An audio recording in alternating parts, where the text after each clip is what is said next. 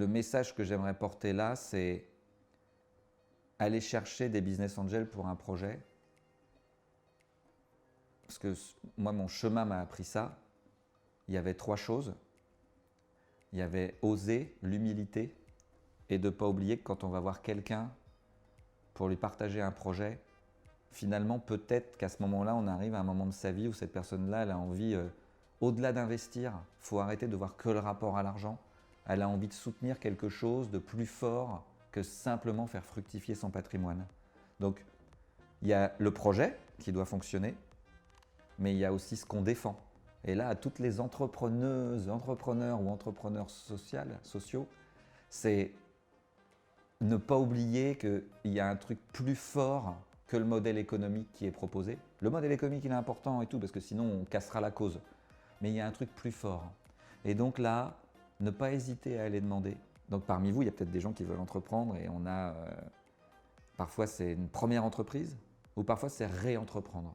Une des grandes peurs que j'ai eues, ça a été d'oser aller demander de l'argent ou même d'oser aller demander de l'argent aux premières personnes pour m'aider à racheter une boîte quand on n'a rien, quand on a zéro et qu'il faut aller demander aux autres de nous aider à racheter une entreprise. Ça a été la première demande et puis finalement ça a marché et j'ai été autant soutenu dans le message pour la beauté du projet que pour le coup de pouce qu'ont voulu donner ces investisseurs à la cause que je défendais, que j'allais défendre et à la personne que j'étais. Donc il y a eu Business Angel et après on a eu besoin donc de 100 000 € en Business Angel et de 150 000 € comme c'était une boîte en difficulté qu'on reprenait pour son besoin en fonds de roulement, pour développer son activité, lui laisser une chance. Nous on a travaillé après avec nos banques, avec Paris Initiative Entreprise, qui est un super pool de soutien pour les entrepreneurs sociaux. Et on a monté en place un financement de besoin de fonds de roulement de 150 000 €.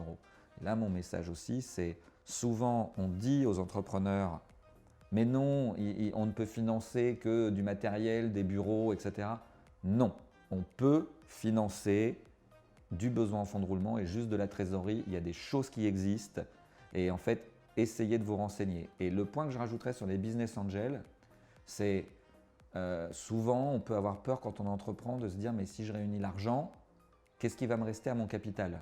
Mais non, la valeur humaine du travail, elle a une importance. Et par exemple, donc nous, les business angels qui ont mis 100% de la valeur de l'entreprise qu'on a rachetée, ne détiennent que 15% du capital aujourd'hui. On peut monter une entreprise sans avoir d'argent, en ayant un vrai projet qui tient la route, en étant convaincu et en osant aller taper aux portes avec un projet clair. Et puis parfois, il y a des gens qui nous disent non, mais il y a aussi des gens qui nous disent oui. Et ça, faut savoir se relever, recommencer, avancer. Et c'est dur.